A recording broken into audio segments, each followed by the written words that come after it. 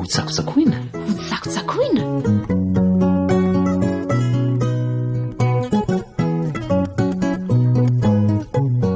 teny atsipohan'ny manam-panahy.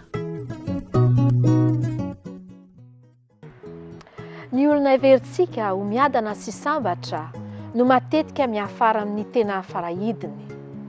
Fa ireo izay mahonena tsy misy afitsoka noho indreo fa tafavoaka manana ny tombam-bidiny.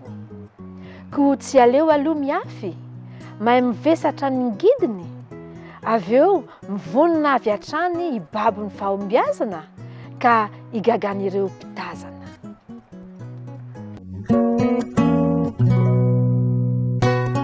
Ny vetso Mampitempo ny fotsika, mozika.